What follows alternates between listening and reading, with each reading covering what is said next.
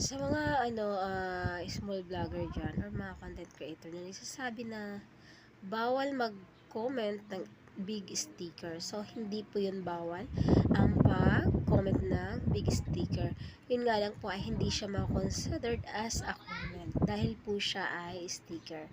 Wala naman tayong magagawa guys, lalo na kapag yung mga nanonood sa atin ay tinatamad-tamad. So magko-comment na lang talaga sila ng mga big sticker. Pero hindi po yun nakakabawas ng earnings nyo sa inyong monetization.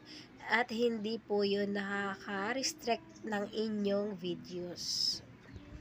Hindi kasi siya guys ma-considered as a reaction katulad ng heart and like songs. Kaya mas okay na mag-comment na lang talaga na mga words or ano ba yung mga gusto mong i-comment.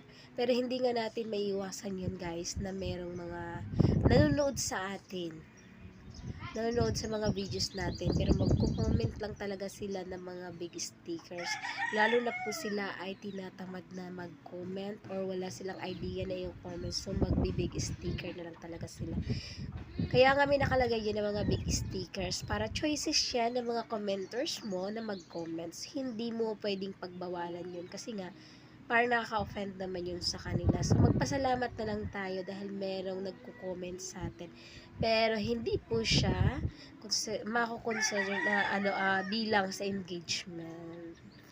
Yun lang po. Kahit i-search nyo po yan sa Google or i-ask nyo po kay Meta, hindi po talaga bawal, hindi makakapag-restrict sa stickers. So, ayun lang po. I hope nakatulong. Kaya wag na mag-worry kung may magko-comment sa inyong mga videos na big stickers. So, mag-thank you na lang kayo dun sa kanila. Sa ibig sabihin, kahit papaano, nakakadagdag sila ng inyong viewers.